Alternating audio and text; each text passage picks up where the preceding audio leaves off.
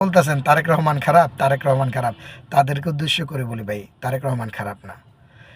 হাজার হাজার কোটি টাকা দুর্নীতি করছেন, লম্পট করছেন, হ্যাঁ, অত্যাচার করে বিশাল বিশাল বাড়ি করছেন। আপনার ঘরে সুখ নাই। কারণ কি জানেন? আপনার প্রিয় নবীজির আদর্শ মানেন না, ইসলামের পক্ষে থাকেন না, দিনের পক্ষে থাকেন না। যদি মানতেন, আপনার যে সন্তান আপনার ওয়াইফের ঘরে যে জন্মাইছে, বা আপনাদের ঘরে সুন্দর চাঁদের আলো একটা সন্তান ফুটফুটে আসে, সেই সন্তান নেশাখোর, গাঁজাখোর, সন্ত্রাস, চাঁদাবাজি করে, অন্য মেয়ের প্রতি আকর্ষণ হয় এবং অন্য মেয়েকে ইপিজিং করে, ডিস্টার্ব দেয়, ধ্বংস করতে চায়, সেই সন্তান তৈরি করে লাভ নাই।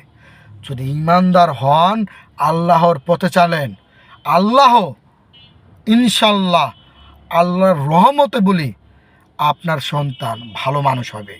কেন হবে জানেন? আল্লাহ আপনার সন্তানকেও ভালো পথে চলার তৌফিক দান করবে। আল্লাহ সব পারে ভাই।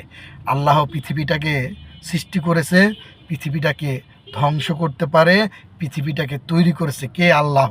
আপনার রিজিক দে আল্লাহ। আপনাকে এই যে আপনার রক্ত শিরা শিরা চলে, সম্পূর্ণ তৈরি করছে আল্লাহ।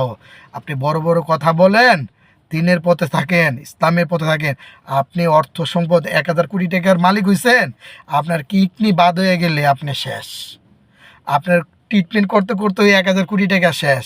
তারপরে আপনি কিছুই থাকবেন, ওই বেড়ার কুড়ার ঘরে থাকবেন আর টিনের ঘরে থাকবেন। ঠিক আছে, বিষ চাইলে ভিজবেন, একদিন মরে যাবেন, কিন্তু কিয়ামতের ময়দানে কিছুই পাবেন না। দিনের পথে থাকেন, ইসলামের পথে থাকেন, ইসলাম একদিন আল্লাহ আপনাকে একদিন বেহেশতের ময়দানে আপনাকে একটা ঘর দিবে, যে সকল গুনাহ মাফ করে বেহেশতে পাঠাবে আপনাকে, যদি সৎ পথে থাকেন।